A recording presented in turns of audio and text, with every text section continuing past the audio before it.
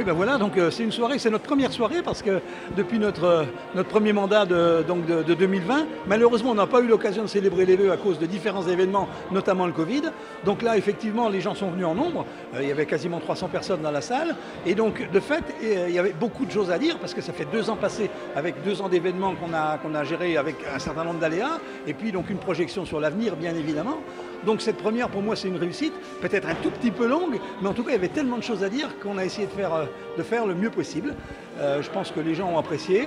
Et donc, sur 2023, bon, les projets ont été balayés. Un certain nombre de projets dans l'urbanisme, une densification de la ville qui ne va pas manquer d'arriver, des grands projets d'urbanisation. En ce qui concerne aussi la Plaine des Sports, vous avez entendu qu'il y a un certain nombre de projets de maisons de sport qui vont pouvoir voir le jour. Et en ce qui concerne les associations, effectivement, ils vont pouvoir avoir de pouvoir se réjouir de pouvoir faire tout leur sport et la culture dans des lieux qui seront rénovés ou un certain nombre qui seront nouveaux. Voilà, donc 2023 est riche, on espère qu'elle se passera beaucoup mieux que 2022. J'espère qu'on aura connu nos plus dures années et que maintenant on va pouvoir reprendre un rythme où on va se consacrer vraiment à 100%, voire 150% au projet de la commune, en évitant des aléas comme le Covid, les inondations ou les incendies. On a eu quand même pas mal de choses, donc je pense que c'est derrière nous et maintenant il faut penser vraiment à la commune et continuer à s'investir à fond dans la commune.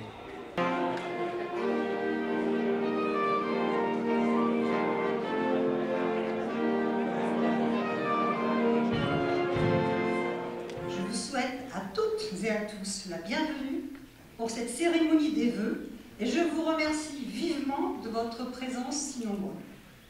Ce moment est pour le conseil municipal, mes adjoints et moi-même, l'occasion plaisante de pouvoir échanger avec vous. Privé de ce rendez-vous à cause de l'épidémie de Covid depuis le début de notre mandat, ma joie est donc immense de vous rencontrer pour cette cérémonie. C'est en effet une période qui s'achève et il nous vient l'envie de nous retourner avant de poursuivre notre route pour voir le chemin accompli. La toile de fond de l'année 2022 a encore une fois été très particulière par plusieurs aspects. Le conflit aux portes de l'Europe a des conséquences sur notre sol. Ainsi, l'augmentation des coûts de l'énergie pose de véritables difficultés sur les finances des ménages, des entreprises et sur celles de la commune.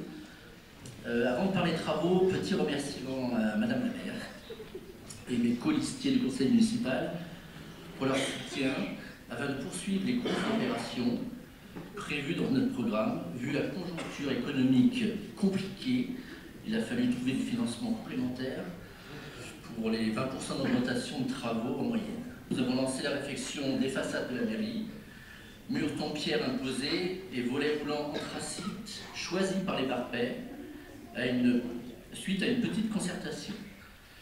Vous avez tous noté la suppression des enduisiments sur la vieille partie arrière et la mise en valeur des pierres pour qu'elles respirent, le lieu salpêtre. Aujourd'hui, nous enchaînons sur une réflexion intérieure de l'accueil, sans oublier la conformité PMR, avec notamment la création de sanitaires handicapés. Au centre-bourg, et les travaux sont en cours, on est à la phase hors terre. La réfection de la rue de la Poste, sur l'esplanade Michelina, le réaménagement d'entrée avec création d'un arébus. Dans chacune des 55 associations présentes sur le bas, c'est également le lien social que chacun va chercher de trouver. Pour les personnes seules, âgées, c'est briser la solitude et profiter de moments conviviaux. Nous visons un double objectif. Poursuivre la montée en qualité des services rendus aux Parpaings et financer la remise à niveau de notre patrimoine communal, comme la création de nouveaux équipements sportifs, associatifs et sociaux.